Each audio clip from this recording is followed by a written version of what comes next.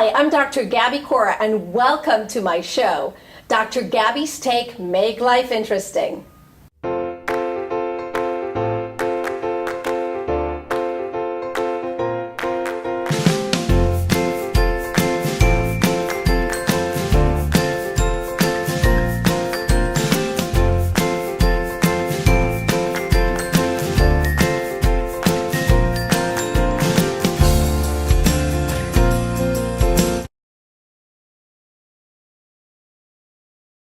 When did you start noticing that people reflected that back to you? And how did it feel? During those 2 years when I made myself over, I mean, I could see some things. People would comment, people who used to avoid me like the plague, because I was just a toxic personality, right? Didn't feel like they had to avoid, and would say things to me. You know, people who I used to, because I'd have people who had tried to reach out to me, you know, and they'd say, you know, I'd say something and they'd say, do you really want to affirm that?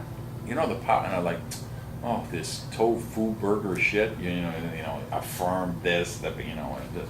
But after 2 years, I was like, wow, the words I choose really are powerful, and I really do need to be careful what I speak, because that's what I'm programming into my subconscious mind. When did you start finding that many people heard you, listened to you, and that people really started looking up to you for that guidance?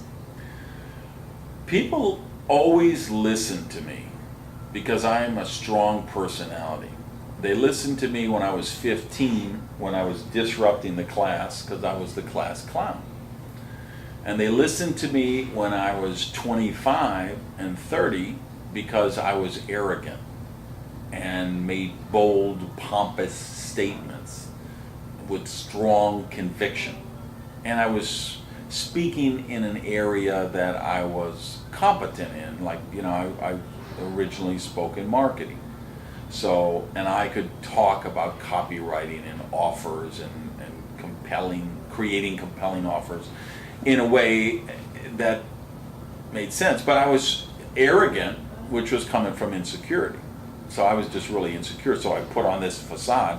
But people still listened to me, but not in that impactful a way.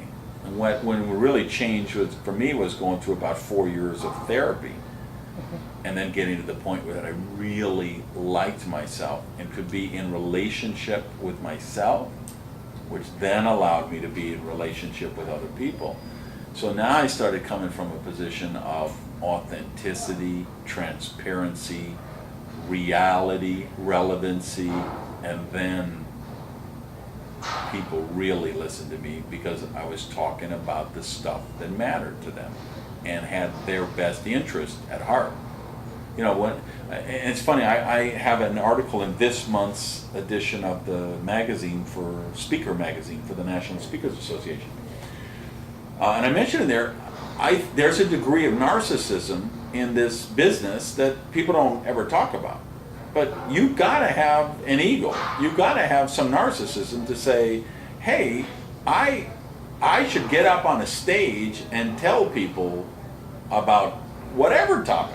I don't care if you're an etiquette coach or you're teaching sales training or how to use Word.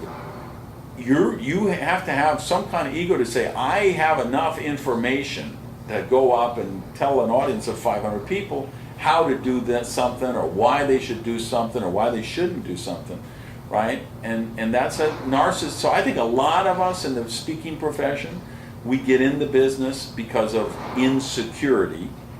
So we go out and we're arrogant and bombastic, and we create, in my case, if I look at me, so, you know, who knows how much of this is just my Sure. projection, which I'm projecting on all the other speakers. But I got in the business because I didn't know how to express love or accept love, because I wasn't raised in an environment like that.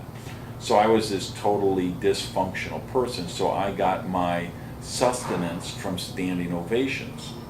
Because I couldn't accept love, I received it through standing ovations. So in the focus of my 30s, you know, my focus of the speech is, how do I perform this speech to get the biggest standing ovation? And, you know, from 45 on probably is when my focus changed to how do I speak with this audience in a way that they're really going to get this message and be able to apply it and use it to transform their life.